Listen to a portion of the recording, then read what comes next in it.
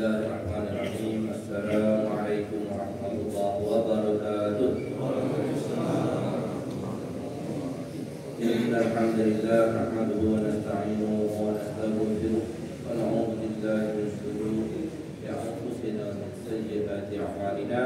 Man yahdihillahu fala mudilla lahu wa man yudlil fala hadiya lahu. Asyhadu an la ilaha illallah wahdahu la syarika lahu وأشهد أن محمدا عبده ورسوله لا نبي بعده اللهم صل وسلم وبارك على نبينا محمد وعلى آله وصحبه ومن والاه أما بعد.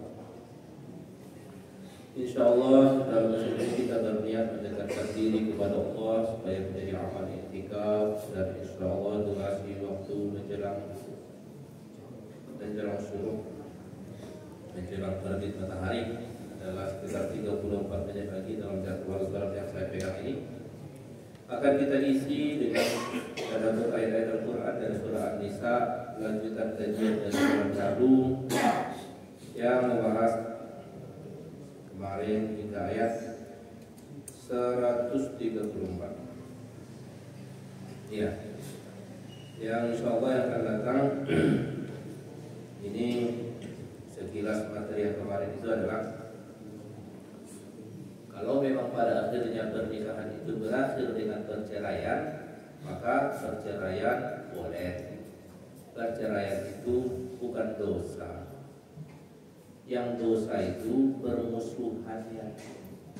Kalau cerainya sesuatu yang halal, yang diatur cara-caranya, yang ditentukan haknya.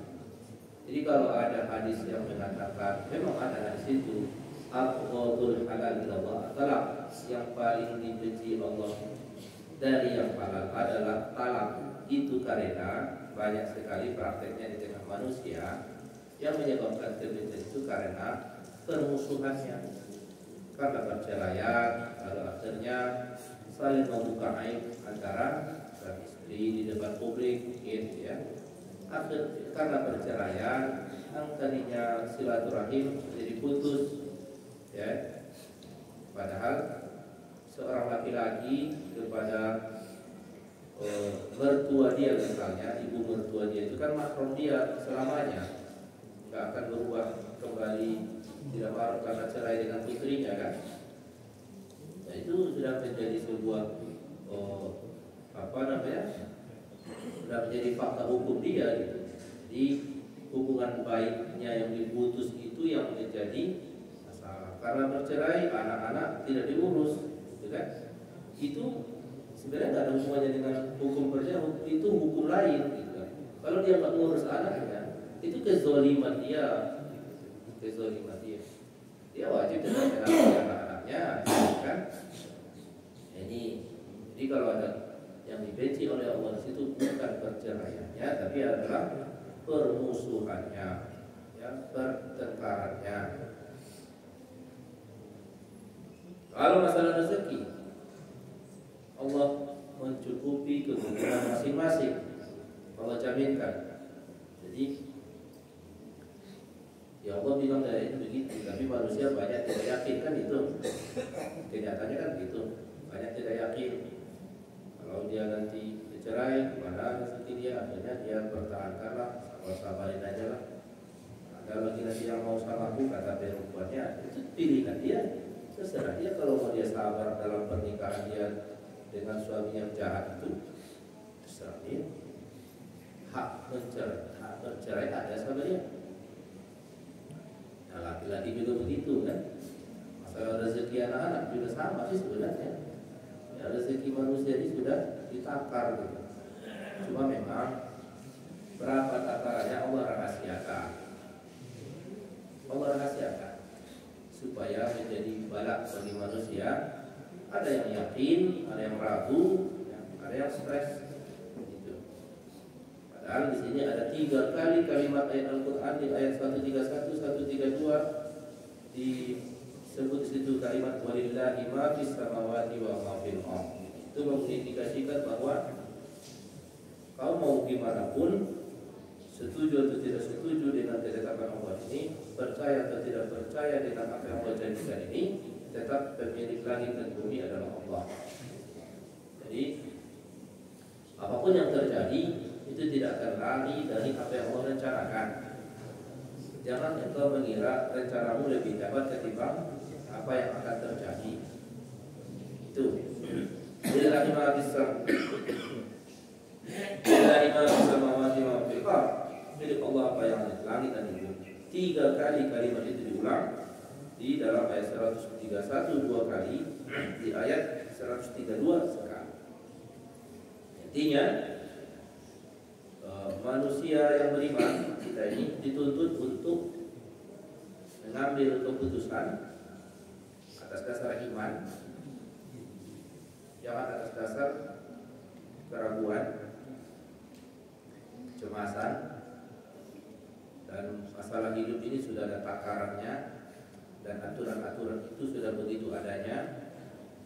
Maka sifat orang yang beriman itu adalah menerima.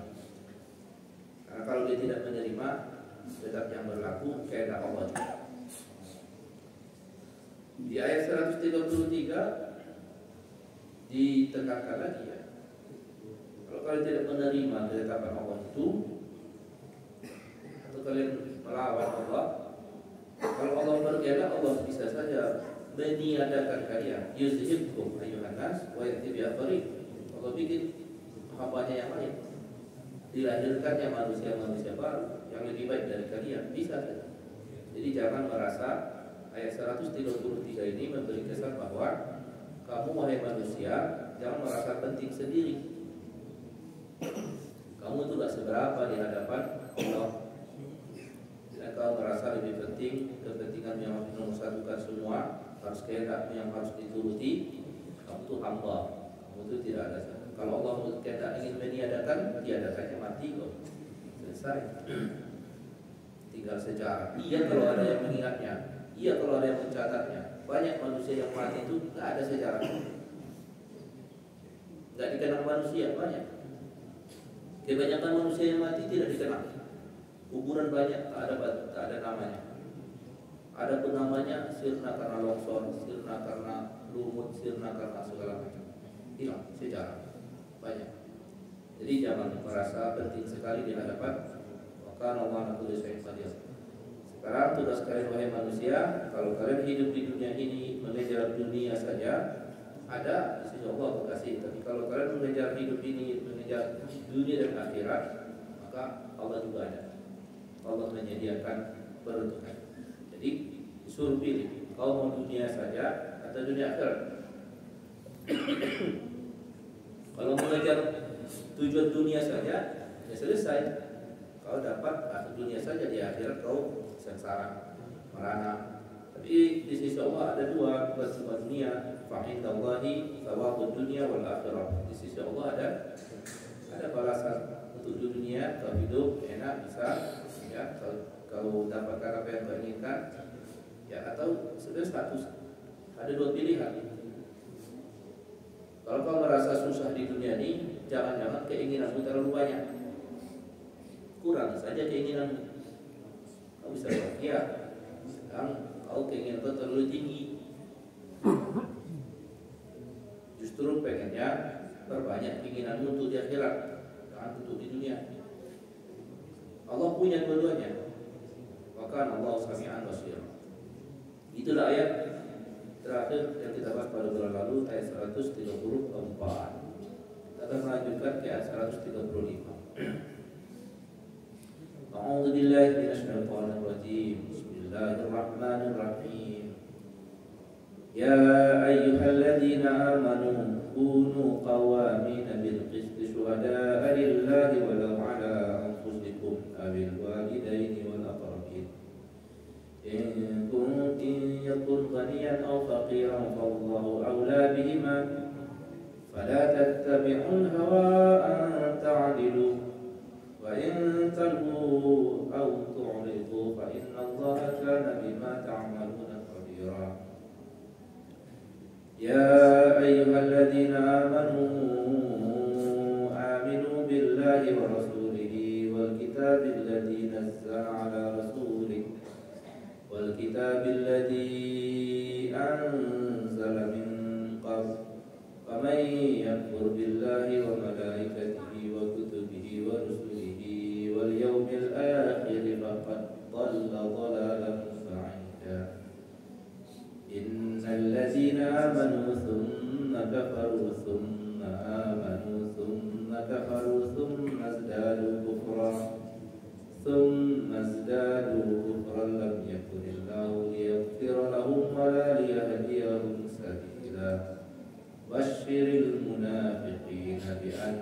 لهم عذابا أليما الذين يتخذون الكافرين أولياء من دون المؤمنين أيبتغون عندهم العزة وإن العزة لله جميعا. Ayat 135 dari surah An-Nisa. Ya ayyuhalladzina amanu, hai orang-orang yang beriman. Beriman pada apa? Beriman kepada Allah dan Rasulnya, dan beriman kepada ada kehidupan setelah mati. Itulah kita, umat Nabi Muhammad ini. Kita yang dipanggil di sini secara istimewa, dikhususkan. Kalau orang yang lain, ya udah itu urusan mereka. Nanti kalau tidak beriman itu kan namanya kafir. Kafir itu artinya sudah diajak melawan, sudah diajak nggak mau, nah itu kafir. Sudah diajak, ayo joinlah kemari menjadi pengikut Nabi Muhammad yang beriman kepada Allah dan Rasulnya, dan beriman kepada kehidupan setelah mati. Sini nggak mau aku, dan sudah ditunjukkan, sudah diargumentasikan dengan benar dan paham dia apa yang disampaikan, terus dia menolak. Bukan percaya. Nah itulah kafir. Tapi kalau dia nggak tahu dia, nggak pernah ada yang menyampaikan ke dia nggak ngerti apa hidayah, karena nggak ada yang menjelaskan, atau ada yang menjelaskannya tapi nggak nyambung, atau memang otak dia pendek, cetek, kurang sedikit. Dia nggak disebut kafaru dalam makna melawan kepada Allah. Kenapa? Nggak sampai kepadanya pesan. Jadi kafir itu orang yang sampai kepadanya pesan, tapi dia menolak. Kita sampai kepada kita pesan dan tidak terima. Kita orang beriman. Alhamdulillah. Panggilan ini kepada kita, apa perintahnya? Kunu qawamin. Qawamin itu ditafsirnya qa'imin, yang tegak berdiri lurus, tegak lurus. Jadi qama yaqumu itu kepada sifat tubuh, kalau kita berdiri tegak itu qa'im. Kepada sesuatu urusan kita menanganinya dengan benar. Makanya kalau misalnya ar-rijalu qawamin, kata itu ada juga di ayat ar-rijalu qawamin 'ala nisa. An-Nisa juga 30 waktu itu. 34 ya. Di situ kosakatanya qawamin juga. Ar-rijalu qawamin 'ala nisa. Ar-rijalu qawwamuna 'ala nisa. Para suami itu orang yang tegak lurus di hadapan istrinya. Tegak lurus maksudnya itu dia menangani urusan istrinya dengan benar, tidak dizaliminya, yang mengurusi dengan hak-haknya. Ini juga kalian wahai orang yang beriman, kalian harus istiqamah, lurus, menegakkan apa? Bil qisti, menegakkan keadilan. Jadi al-qisti ini ada beda makna dengan adil. Waktu di ayat nikah ayat 3 waktu itu sudah kita pernah jelaskan. Kalau perkara itu ada urusan kita yang terkait kita dengan orang lain, lalu keterangan-keterangan yang kita berikan itu memihak kepada diri kita, merugikan orang lain, nah itu berarti tidak adil dalam makna Anda tidak qist. Tapi kalau perkara saya sebagai hakim, ada 2 orang yang berperkara di hadapan saya dan mereka beradu argumen dan saya menyimaknya, lalu saya condong kepada salah satu yang dalam, saya berpihak kepada salah satu yang lain. Saya tidak adil dalam makna ini kata adil bukan qist. Jadi situ bedanya antara adil dan al-qist, pakai ta. Di sini diberi keterangan adil dalam memberikan kesaksian, syuhada. Ya, memberikan kesaksian. Syuhada adillah, memberi kesaksian di hadapan Allah, karena setiap kesaksian biasanya kalau di pengadilan kan disumpah. Anda sumpah atas nama Allah bahwa keterangan-keterangan yang akan Anda berikan ini adalah hak, benar sesuai kenyataannya, tidak dikurangi, tidak ditambahi. Itu seharusnya manusia begitu. Bahkan kalaupun seandainya kesaksianmu itu terlibat dirimu, artinya kami yang berperkara di situ atau perkara, walau ala anfusikum, meskipun kesaksian itu bisa berpotensi memperberat kasusnya. Nah ini berat ini, pengamalan ayat ini cukup berat sebenarnya.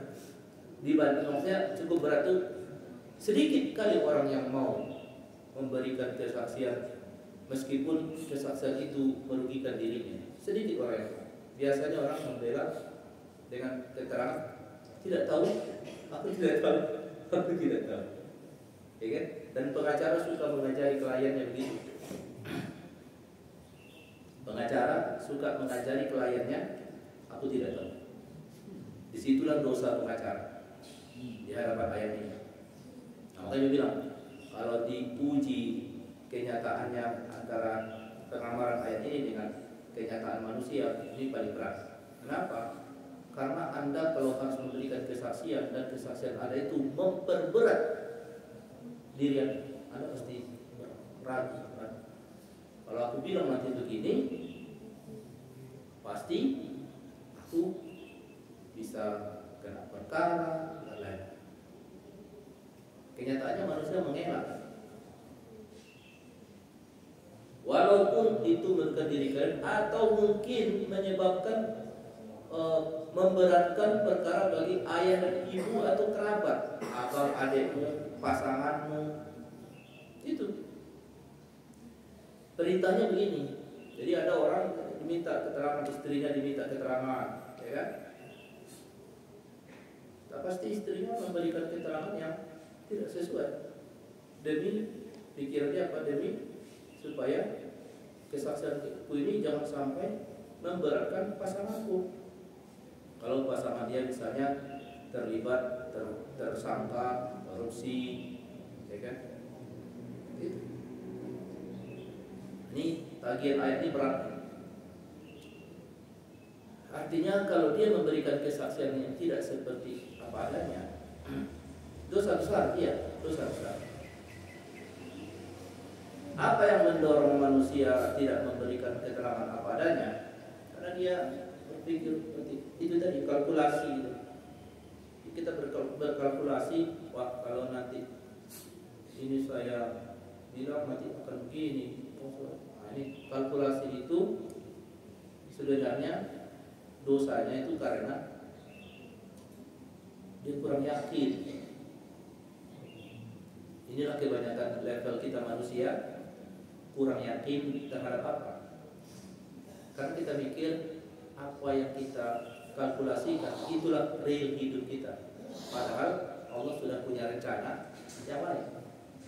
Kita ragu kalau kita memberikan keterangan apa adanya, kita ragu dengan itu kan ketakwaan ya. Ragu kita kalau janji Allah itu tidak berlaku. Karena janji Allah itu kalau orang bertakwa itu sebenarnya akan ditolong, tapi kita ragu itu aja. Nah, inilah level kebanyakan hamba Allah. Keraguan. Dia ragu dengan jaminan Allah itu. Wa may yattaqillaha yaj'al lahu makhraja. Allah yang beri barang siapa yang bertakwa itu salah satunya kan kayak gini kan. Perintah jalankan, larangan hindari. Jadi dosa pertama manusia di hadapan kasus seperti ini adalah keraguan di batinnya tentang jaminan Allah kepadanya. Itu dosa cukup besar itu ya.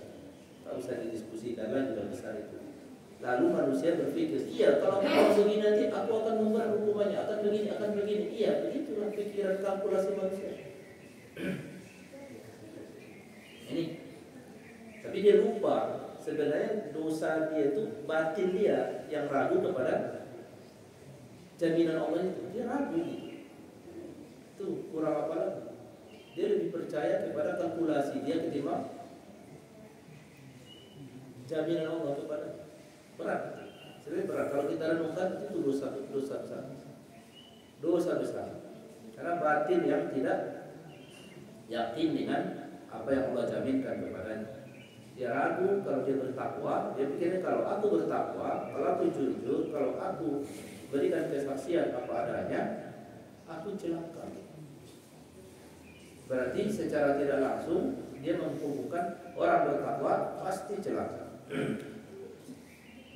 Dan itu dibenarkan dengan obrolan masyarakat. Justru orang yang jujur akan celaka. Yang bohong dan menipu itulah yang bersenang-senang. Sering begitu kita dapatkan pernyataan orang. Jadi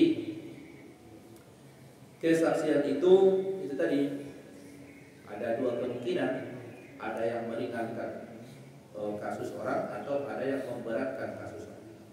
Nah, di sini biasanya godaan itu jika keterangan itu, kalau keterangan itu apa adanya berakibat kepada meringankan kasus, pasti nggak ada beban. Itulah yang diinginkan. Nah, masalahnya kadang kalau keterangan itu memberatkan kasus, maka akan dijawab dengan satu, dijawab tidak tahu, padahal dia tahu, bohong, satu, ya kan? Dua, menyebabkan kerugian di pihak lain. Jadi misalnya kalau kasus korupsi, kenapa Anda tidak tahu? Kasus korupsi diperiksa dalam pemeriksaan itu tidak tahu, akhirnya menyebabkan hakim ragu untuk mengambil keputusan. Bisa, karena kasusnya nggak jelas, kesaksian kurang, bukti kurang.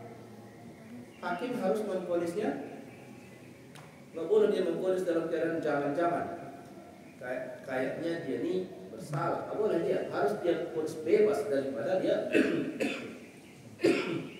vonis bersalah dalam keadaan ragu, dosa dia. Itulah kalau divonis nanti bebas, itulah paling baik bagi hakim. Akhirnya apa?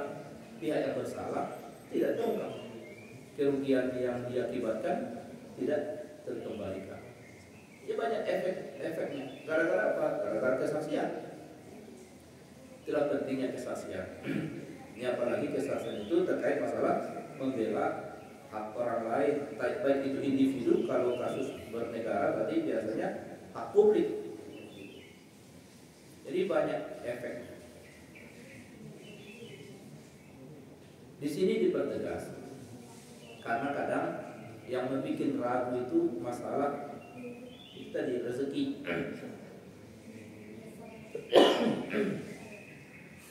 Iyakun ghaniyah,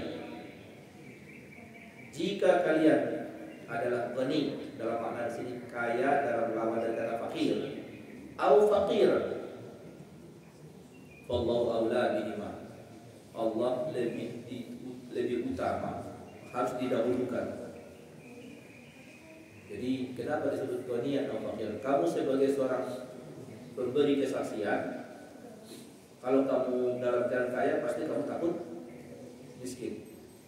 Kalau nanti misalnya kamu dijantakan salah atau keterangan kamu itu memberatkan dirimu, hukumanmu menjadi lama, nanti kamu di penjara, habis hartamu, maka sekarang itu pikiran. Kemudian atau fakir, atau kamu fakir, udah fakir, nanti divonis bersalah, makin menderita. Nah, ini keadaan yang mendorong pikiran manusia itu di sini. Tapi dikasih informasi di sini, wallahu aula bihima,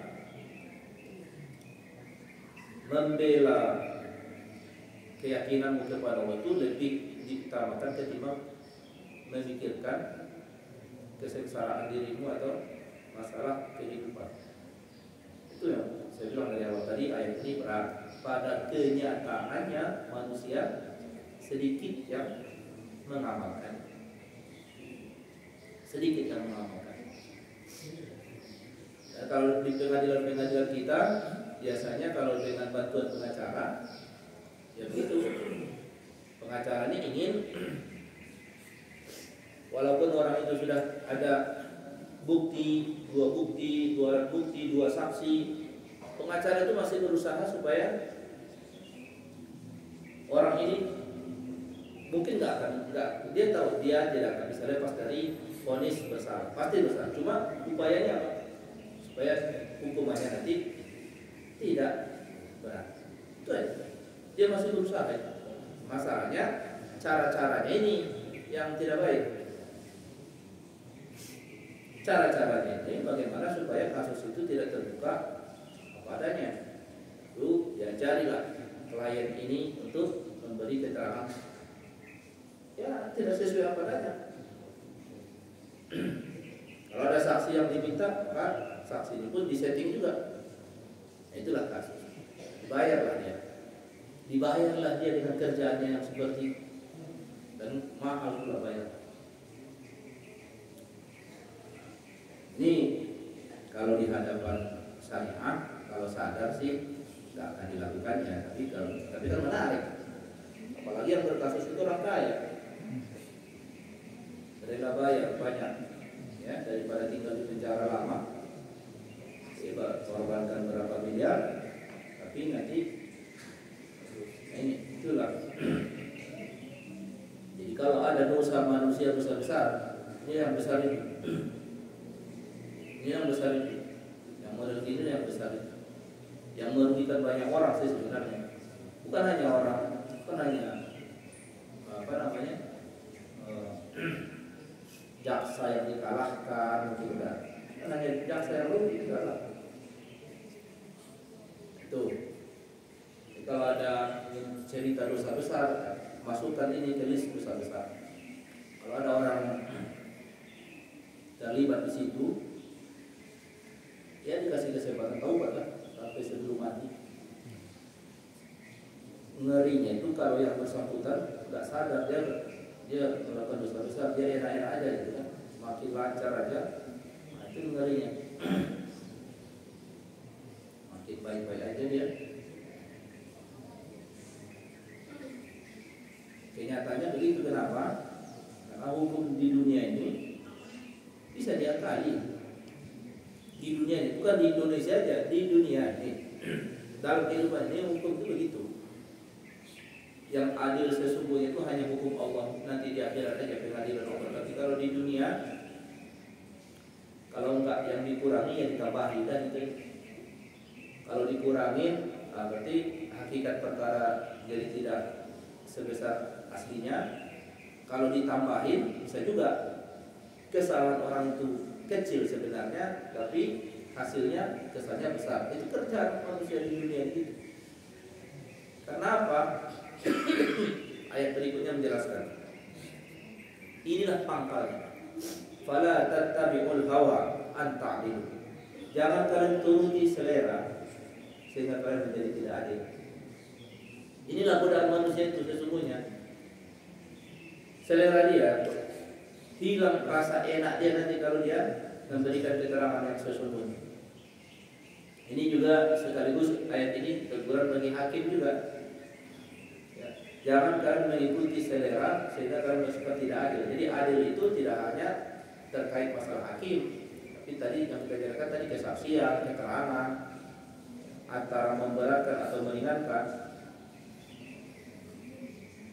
Jadi motif kalian memberikan keterangan itu cek atas dasar apa nih? Atas dasar hawa. Inilah godaan manusia yang paling besar, al-hawa. Apa itu? Keinginan, hawa nafsu, selera. Dia mikirin enaknya di mana?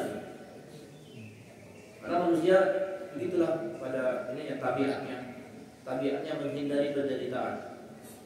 Ya, menghindari penderitaan. Itu mekanisme mempertahankan hidup versi manusia. Tapi masalahnya ada derita di orang lain akibat keterangan dia. Ini fala tattabi'ul hawa an ta'dilu. Jangan turuti selera. Ini yang berat. Kalau ada masalah cerita dosa kita, ya, ini yang paling besar. Hanya hati-hati dalam masalah dosa. Kadang kalau kita renungkan dosa-dosa itu, kita merasa ini mungkin kalau misalnya bagi sebagian orang, dia sholatnya dia betul, perginya dia umroh berkali-kali pula lagi, hajinya dia, puasanya dia betul. Tidak ada masalah puasanya, tidak masalah dengan puasanya, itu sholat, ya puasa, ya haji. Tapi lupa dia ada dosa yang lebih dasar dari amal soleh. Ini yang dari kita nanti. Dosa yang semacam ini, ya kan, lebih dasar ketimbang amal soleh. Kenapa? Kadang kalau kita melakukan ibadah itu kan kita enak juga. Ya. Ini masalahnya larangan ini dilanggarnya.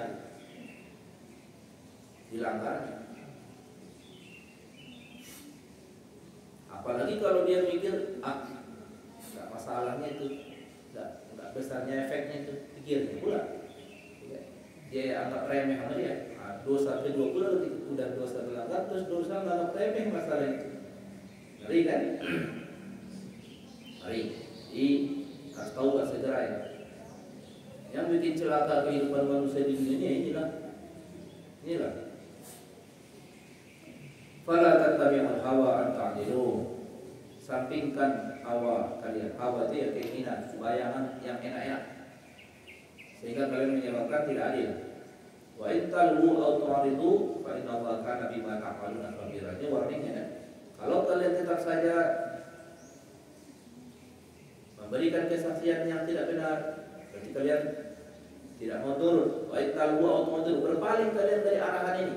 Enggak kalian mau turun di arahan ini, ya udah, Allah tetap tahu apa yang kalian kerjakan.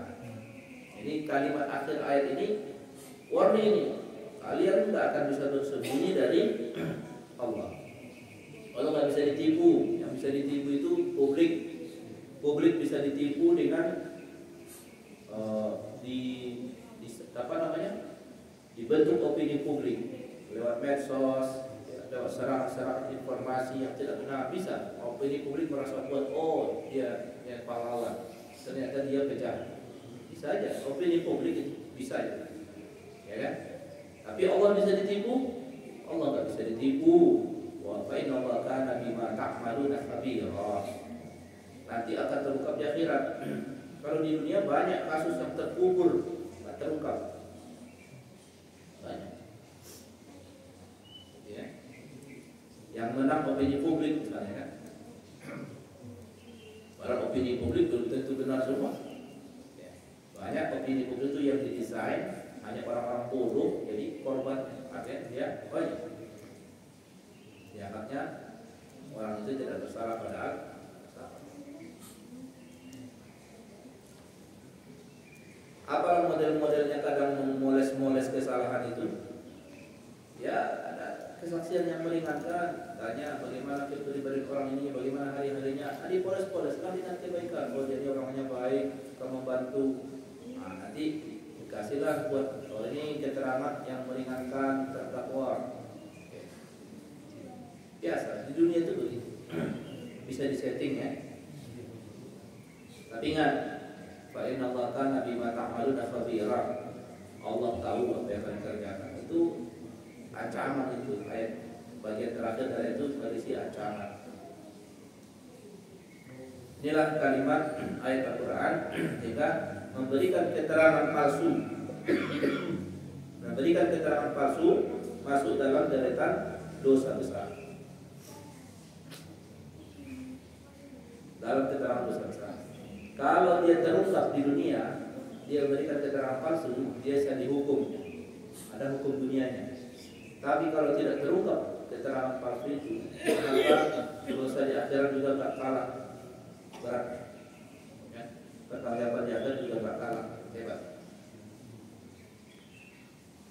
Kasus-kasusnya baik terkait masalah merugikan orang lain, merugikan negara, dan lain-lain.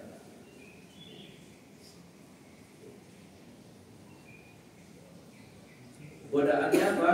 Hawa. Biasanya kalkulasi pikiran manusia. Mana yang merugikan dia sembunyikan. Mana yang kira-kira bisa menguntungkan dia tambah-tambah. Inilah prakteknya ya. Kalau kira-kira merugikan, disembunyikan dengan jawaban aku tidak tahu. Kalau mungkin yang bisa berpotensi untuk menambah atau meringankan, maka dipoles-poles dengan kedustaan. Tambah-tambah.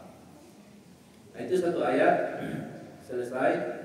Sebenarnya kalau ditelusuri gitu ya, ada hubungannya nggak ayat-ayat ini dengan sebelumnya? Yang kesan awalnya bedanya beda temanya kesannya. Tapi kalau kita lihat ayat sebelumnya ini kan menceritakan kasus perceraian, ya kan? Dan kalau dalam kasus perceraian itu kadang ada pengadilan, ya di pengadilan itu dikasih keterangan-keterangan. Kalau misalnya, kenapa kadang laki-laki misalnya harus memberikan keterangan di polres-polres atau di kurang-kurang? Ya supaya mungkin kalau nanti ada terkait masalah harta gono ini atau harta atau hak asuh anak, itu supaya lebih mementingkan kepada salah satu pihak. Penyebab itu berbeda nanti keputusannya dipengaruhi keterangan saksi. Hakim kan nggak tahu perkara itu. Hakim hanya mendapatkan menyimak keterangan saksi dan bukti sudah cukup. Nah, jadi itu yang dipoles. Nah, cilakanya kalau ada pengacara seperti itu, dia mendesain, dia menyeting, dia membantu kliennya untuk memberikan keterangan yang tidak benar, dia pun berlaku dosa besar juga. Dan lebih besar kayak dosa dia. Karena dia apa? Karena dia merancang.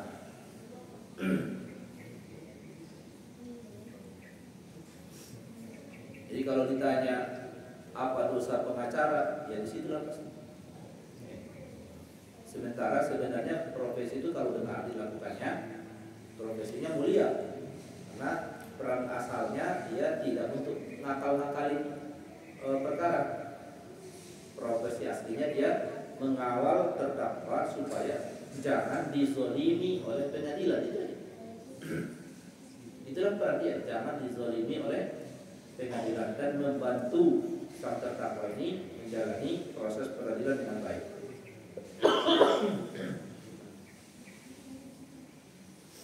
Kita lanjut ayat berikutnya. Ayat berikutnya juga menyapa dengan narasi yang sama. Ya ayyuhalladzina amanu, sama seperti yang tadi.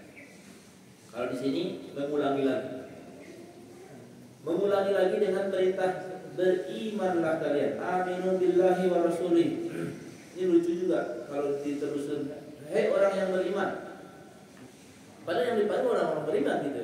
Kok disuruh beriman lagi? Oh, berarti ada masalah. Ada masalah di coba perhatikan. Ayatnya memanggil hai orang yang beriman. Kan berarti orangnya sudah beriman yang dipanggil itu. Kenapa lagi diperintahin berimanlah kalian? Nah, berarti jangan-jangan orang yang dipanggil ini ada masalah di imannya.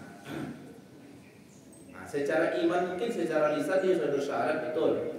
Dia sudah menyatakan la ilaha illallah Muhammad Rasulullah betul. Tetapi ayat ini memberikan kesan karena berimanlah kalian kepada Allah dan Rasulnya dan kitab yang dia turunkan atas utusan. Berarti seakan-akan menegaskan kalau dihubungkan dengan ayat sebelumnya, kalau ada orang tidak menunaikan kesaksian dengan benar, yang tadi dia menambah-nambah keterangan atau mengurang-urang keterangan, itu kan karena masalah iman ya. Masalah iman pangkalnya. Dia ragu dengan larangan Allah. Dia anggapnya larangan ini gak serius sekali. Lalu dia gak benar menyikapinya serius. Jadi wajar saja kalau ayat berikut ini dipanggil ulang, hai orang yang beriman yang tadi disuruh kalian tadi memberikan kesaksian yang benar. Ayat sekarang dipertegas lagi, berimanlah kalian kepada Allah dan Rasulnya dan kitab itu Al-Quran. Kan tadi ayat itu di Al-Quran adanya. Ayat yang menyuruh kalian harus memberikan kesaksian dengan adil itu di Al-Quran. Jadi ketika dia tidak menuruti itu, disebutlah bermasalah iman. Jadi kalau kita itu dalam Ahlus Sunnah wal Jamaah ini, perkara iman itu kita mengimaninya begini. Iman manusia itu yazid wa yanqus. Bertambah juga turun. Kalau akidah lain ada yang mengatakan enggak, iman itu ya iman. Kalau iman ya kalau enggak iman ya kafir. Enggak ada ibarat bulatan tidak sempurna, kurang separoh, kurang seperempat. Enggak. Iman itu iman. Jadi nggak ada istilah bertambah dan berkurang. Kalau bertambah dan berkurang itu bukan iman, tapi adalah ketakwaan. Artinya amal soleh dia. Tapi ya dua sisi perbedaan ini hanya kita tafsir saja. Karena kita pun Ahlus Sunnah wal Jamaah, ketika kita memaknai iman bertambah dan berkurang, yang kita maksud bertambah itu kan amal solehnya. Iman itu apa adanya sudah. Iman lawannya kafir, sudah selesai. Iman itu dengan kafir seperti timur dan barat. Kalau tidak timur ya barat. Itu ada dua kata yang berlawanan. Nah, iman bertambah dan berkurang itu berarti kalimatnya bukan iman yang lebih, wujud imannya, aksi imannya. Nah ini yang maksud. Jadi kalau misalnya ada hadis la yu'minu ahadukum hatta yuhibba li akhihi ma yuhibbu li nafsihi. Tidak beriman siapapun di antara kalian sebelum dia senang sesuatu untuk saudaranya seperti dia senang sesuatu itu untuk dirinya. Narasi tidak beriman di situ bukan berarti lepas iman orang, tapi ada kurang bagus iman. Belum bagus iman itu maksudnya. Nah ini juga kalau disebut hai orang yang beriman, orangnya sudah dipanggil sebagai orang beriman, tapi disuruh lagi berimanlah. Nah, berarti makna beriman di sini artinya kuatkan iman kalian, pertahankan iman kalian sampai mati, itu makna. Mereka sudah dipanggil beriman, lalu disuruh bertahanlah kalian beriman pada Allah dan Rasul dan kita. Kenapa enggak disebut semua rukun iman di sini? Kan rukun iman banyak. Allah, iman kepada hari akhir. Sebenarnya kalau ditelusuri iman itu, kalaupun 3 itu sudah cukup. Beriman kepada Allah, la ilaha illallah. Beriman kepada Rasulullah, beriman kepada kitab. Nah, berarti disebut cuma 3. 3 lagi di mana? 3 lagi itu kan beriman kepada malaikat, beriman kepada hari akhir, dan beriman kepada takdir. Nah 3 ini ada di dalam kitab. Sudah selesai ya. Jadi ketika ini mengatakan 3 pun, hei orang yang beriman, berimanlah kepada Allah, berimanlah kepada utusan Allah, berimanlah kepada kitab yang diturunkan kepada atas utusannya. Udah cukup, udah masuk di situ 6. Karena iman kepada malaikat itu ada di informasinya dalam kitab. Jadi kita nggak tahu ada malaikat kalau tidak diwahyukan oleh kitab suci. Kita tidak tahu ada hidup setelah mati karena informasi hidup setelah mati itu ada di kitab suci. Kita tahu ada konsep takdir ada di kitab suci. Nah, berarti ketika disebut berimanlah kalian kepada kitab, sudah di situ ada 3 lagi. Kitab itu Al-Quran yang maksud pastinya. Kenapa? Karena yang diturunkan kepada sang utusannya. Tapi juga diimankan dengan kitab yang diturunkan sebelumnya. Ada kitab yang diturunkan sebelumnya, ada Taurat, ada Injil. Kita imani, iya. Kita imani sebagai apa? Kita imani bahwa kitab itu dari Allah udah. Tapi kita perlu ngaji kitab Taurat, ngaji kitab Injil. Kenapa? Tidak perlu. Ya karena informasi ajaran Allah sudah dirangkum semua di dalam Al-Quran. Sudah. Tapi misalnya kalau kita mengimani, kamu percaya Taurat? Iya percaya. Kau percaya apanya? Ya aku percaya Taurat itu adalah dari Allah, bukan dari setan. Kitab itu ajaran Allah isinya betul. Ya kita imani sudah.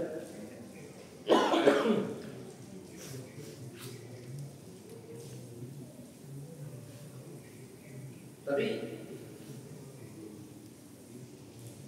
barangnya mana kitab itu? Ada. Kalau nggak ada maka pula Allah kasih tahu ceritanya di sini ya. Ada barangnya, ada Taurat dipegang oleh warga Yahudi di sinagognya, dibaca mereka. Ada Injil, ada yang dipegang warga Kristen ketika mereka di gereja itu ada di sini. Ada ajaran Allah di dalamnya. ada ajaran Allah di perjanjian lama, ada ajaran Allah di perjanjian baru. Dan kita imani itu ajaran Allah ya. Sudah, itu aja. Tapi itu palsu katanya Ustaz. Kalau palsu kita bilang nanti harus ada pembanding aslinya mana. Al-Quran tidak pernah bilang itu palsu. Al-Quran hanya mengatakan kalian beriman kepada kitab sebelumnya, bahwa Nabi Muhammad datang dengan kitab musaddiqan lima baina yadayhi min kitab min Taurat wal Injil. Nabi Muhammad datang membawa Al-Quran, dia tidak menuduh dusta Taurat dan Injil. Jadi hati-hati jangan mengatakan itu palsu. Karena kalau palsu nanti aslinya mana? Kita juga tak tahu aslinya, ya kan? Masa kita bilang palsu? Sesuatu kalau dibilang palsu harus ada pembanding. Jadi udah bahwa Taurat itu dari Allah. Mana barangnya?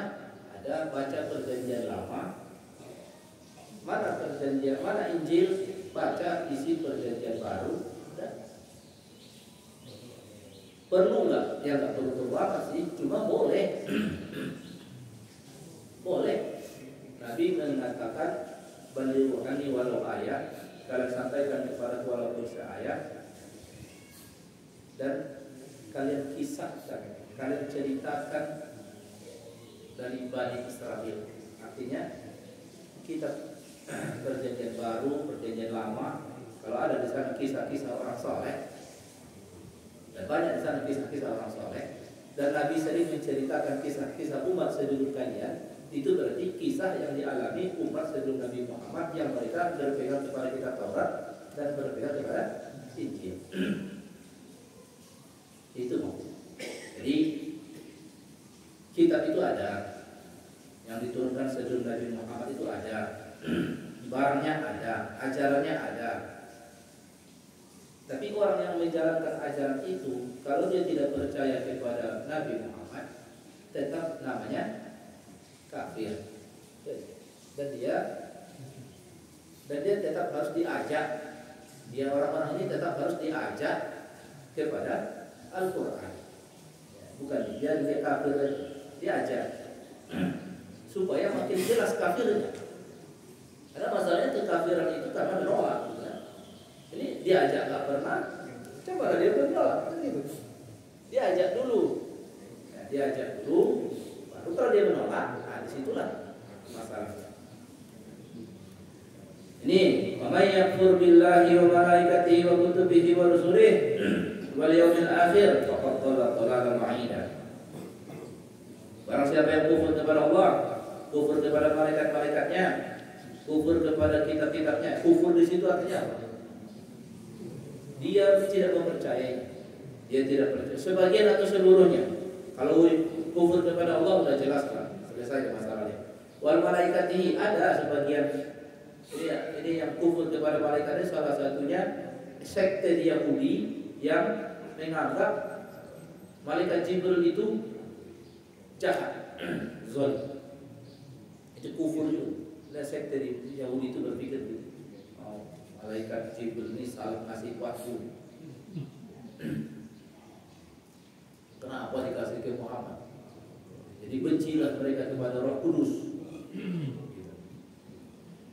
Kufur kepada kitab-kitabnya, kita jangan. Kita nggak boleh kufur kepada Taurat, kita nggak boleh kufur kepada Injil, kita nggak boleh kufur apalagi kepada Al-Quran. Jadi kita umat Islam ini imani semua. Jangan sampai ada pasal yang memberatkan kita di akhirat. Terus kufur kepada hari akhir, nggak ada guna juga iman itu. Dia percaya kepada Allah, dia percaya kepada utusan Allah, dia percaya kepada kita. Kalau kepada kita nafid, tapi dia nggak percaya hidup setelah mati. Dia nggak bisa bilang kufur. Itu dari kufur. Tapi kalau masalah detailnya nih, dia percaya hidup setelah mati. Tapi masalah diskusinya terjadi hidup setelah mati itu hidup ruhiyah atau jasadiah. Nah, itu diskusi detailnya. Itu bukan masalah dia nggak percaya hidup setelah mati. Bisa saja kan dia ada kaum muslimin, mungkin dia muslim, gitu ya. Tapi ketika berdiskusi hidup setelah mati, menurut kau bagaimana?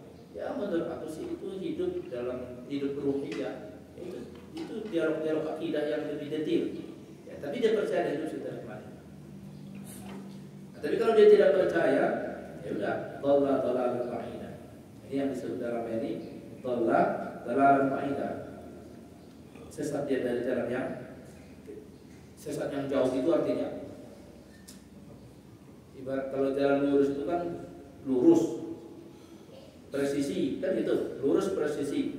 Kalau mencong dikit lurus terus makin jauh titik apanya.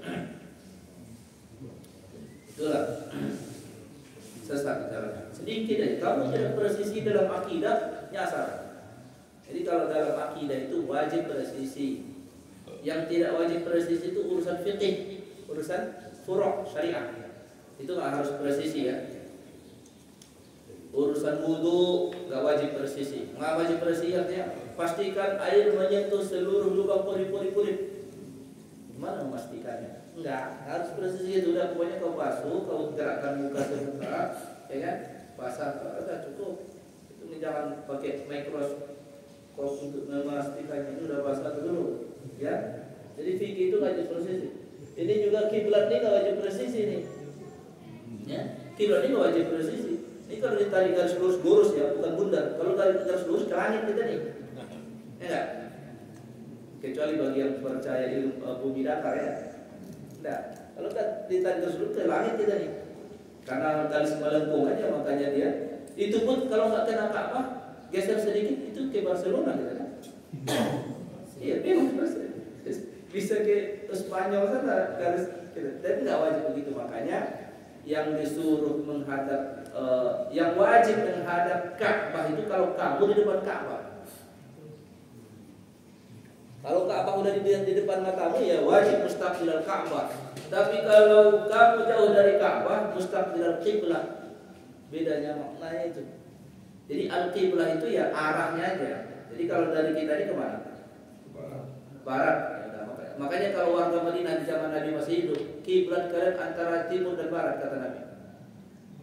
Artinya antara timur dan barat itu yes, menghadap ke selatan. Apakah agak miring sedikit? Karena begini, kalau kita di pergerakan matahari ini, timur dan barat itu beda titiknya setiap hari. Sesungguhnya kita nggak belajar. Tapi kalau kita pakai alat pengukur, nah itu beda sebenarnya. Makanya disebut dalam Al-Quran Rabbul Masyariq, Rabbul Maghrib, arah. Jadi, ya kenapa disebut begitu? Karena pergerakan matahari itu, kalau ini garis khatulistiwa tengah, dia kadang bulan ini bergeser selama 12 bulan sepanjang berapa titik. Nah, artinya kalau saya mematok matahari, ke selatan, ya udah ada masanya saya tidak presisi kan? Iya, nggak apa-apa. Walaupun sekarang ada Google Map, enggak juga sih sebenarnya. Ya udah, itu aja. Tapi urusan akidah, ya harus presisi. Makanya kalau urusan fikih ini kita jangan presisi. Makanya karena resikonya karena kalau ada orang terbiasa ilmu eksak, ya dia biasa di IPB, ITB, ya kan, UGM yang memang kajian-kajian ilmunya itu ilmu eksak kan, ilmu eksak itu kan presisi kan. Di teknik apa lagi kan? Bangunan mesin kurang presisi, pesawat penerbangan. Lalu dia jadi ustadz itu loh. Iya, lalu dia jadi ustadz, kebawa tuh konsep presisi itu ke agama nih. Kau salah itu, salah benar, semua pas salah dia. Enggak, fikih itu enggak kayak gitu. Ya, fikih itu enggak kayak gitu. Enggak presisi fikih itu. Justru ruang toleransinya fikih itu sangat. Makanya kadang resikonya itu dia semangat berdakwah, tapi mindset dia masih mindset presisi nih. Dianggapnya agama ini presisi semua. Padahal agama ini enak gitu. Ada ruang toleransi yang sangat besar. Apalagi di fikih ya, akidah aja kita presisi. Fikih ini. Menurut pendapatnya wajib. Menurut pendapatnya enggak wajib. Iya, karena ada presisi masalah itu ya. Jadi nanti aku perhatikan suka gitu kan. Ini bapak ini kenapa kayak gini isi ceramahnya nih? Sarjana ini dia sarjana ITB dia terlihat. Salah presisi. Polisi. Ya. Itu slogan polisi itu gak cocok tuh. Karena dia kan penegak hukum. Penegak hukum kalau syariah kita itu nggak presisi seharusnya. Kaku kita kalau presisi. Kaku lah. Buktinya nggak presisi kan? Ya nggak apa-apa, memang seharusnya dia salah slogan aja. Cari slogan yang lain aja. Ya kan? Itu menyenangkan perasaan orang aja. Jadi kenyataannya enggak. Ya. Banyak yang tidak diproses orang melanggar lampu merah. Aku kemarin baru jemput anak dari kecepatan aku, ada mobil patroli ini, boleh kecepatan, 130, kurangi dulu, kurangi. Kan mepet soal dia agak tikungan, baru bilang astagfirullah, bisa nggak mendadak gini nggak enak nih, kurangi sedikit, 120 kayak itu larasnya, dikejar saya, 120, dikejar, biru astaga, dikejar, dan gila. Ustaz bisa ngebut juga ya? Kalau mobil dibikin teknologi itu bagus-bagus kenapa? Kilometernya. Iya. Jadi kan aku pikir ada kena nih, ada ratusan ribu pula. Pikir aku kan, berhentilah sepan-sepan awak kan dia penegak hukum awak bukan? Buka berhenti awak, dia turun, buka jendela, tapi dia Pak, mohon dikontrol kecepatannya. Itu kardus di belakang isinya apa Pak? Oleh-oleh saja. Awak kok nanya dia yang oleh-oleh saja. Ya. Apa isi pakaian anak awak dari pondok kan? Ya, nggak usah dijelasin lah. Ya silakan Pak. Oh makasih. Kan nggak presisi dia. Kan batas kecepatan 100 km/jam. Udah jelas. Dia punya radar kan? Dia punya radar di mobilnya itu. Makanya langsung nak pasang nggak presisi. Dan repot juga kalau presisi. Awak pengennya yang kayak gitu dimaafkan kan? Awak pengennya kayak gitu dimaafkan. Jadi hukum itu nggak bisa. Jadi makanya pertimbangan kalau syariat kita. Innal ladzina amanu sudah tadi kita nih. Innal ladzina amanu tsumma kafaru, tsumma amanu, tsumma kafaru, tsumma zadu kufra. Orang yang beriman terus kufur, murtad berarti kan? Kemudian beriman lagi, terus kufur lagi, terus makin kufur. Ini makin kufur, endingnya makin kufur, terus mati, gitu kan? Lam yakulillahu yaghfir lahum. Allah tak mengampuni mereka kan tidak akan menuju di pelajaran. Tapi kalau endingnya beriman, ya Allah ampuni. Ini masalah kasusnya beriman, kufur, makin kufur. Tapi mati, ini enggak kalau beriman kufur, beriman, ujungnya beriman. Aman deh. Sama itu, taubat dosa. Saya panjang umur, taubat dosa, akhirnya taubat dan mati. Allah ampuni kan? Jadi makanya ada istilah mengatakan al-amalu beramal itu khawatimnya. Bagaimana? Ending. Ya, tadi di endingnya. Masalah endingnya kita tidak tahu kapan ngerinya. Baik, alhamdulillahirabbil alamin. Sampai ayat 137 ayat topik baru nanti. Itu kan orang kafir. Ini ada yang lagi model kedua. Dia di mulut bilang beriman, di belakangnya ternyata tidak. Nah, ini ayat 138. Yang kita lanjutkan nanti pembahasan. Bulan depan. Ada yang boleh tanya? Ustaz, saya ingin tanya sedikit. Ya, silakan. Saya masalah ini Ustaz, masalah yang menghadap kiblat itu. Karena ini selalu punya konflik di masyarakat itu ya.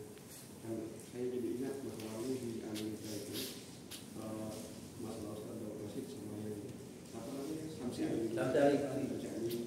Apalagi di daerah yang dekat tertutup itu kompas tidak bekerja. Jadi kompas tidak banyak transisi. Saya sudah pernah bawa itu di Alaska itu besar. Terus kaitannya kan mungkin Ustaz Abdul Rasid berpikir itu makunta kalau di sektor Masjidil Haram kan seperti itu kan. Tapi di situ katanya tidak menghadap ke Masjid Haram gitu arahnya itu. Nah, itu berdasarkan apa kan sulit Ustaz itu. Gimana Ustaz itu masalah tafsir ayat itu? Itu dugaan saya seperti di Suriname apa? Ya, karena kalau di bola bumi ini kan kita yakinnya kan bulat menurut faktanya. Jadi kalau misalnya bola di sini, Ka'bah di sini, kawasan tertentu, itu dia menghadap ke sini dan menghadap kemari kan bisa saja.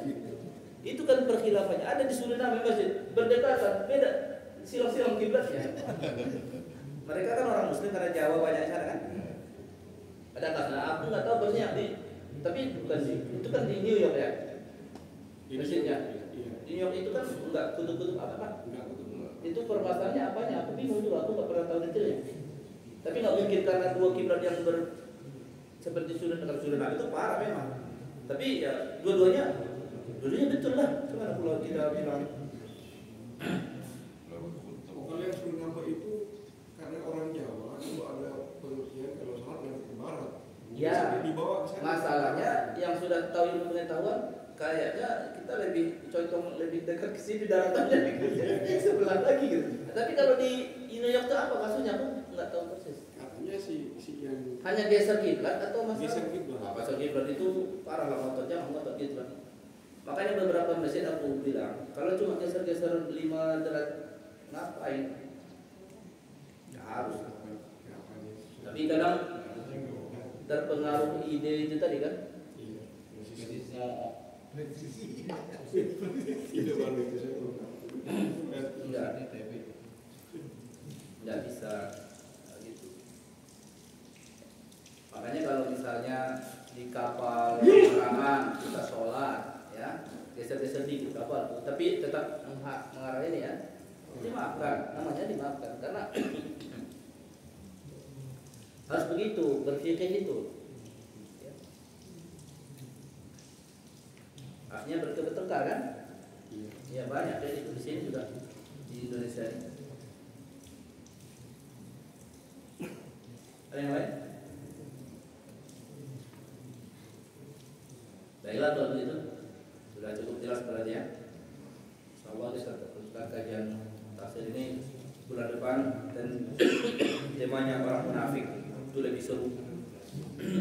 Kita sudah dengan kafatul majlis. Subhanakallahumma bihamdika asyhadu an la ilaha illa anta astaghfiruka wa atubu ilaik. Assalamualaikum warahmatullahi wabarakatuh.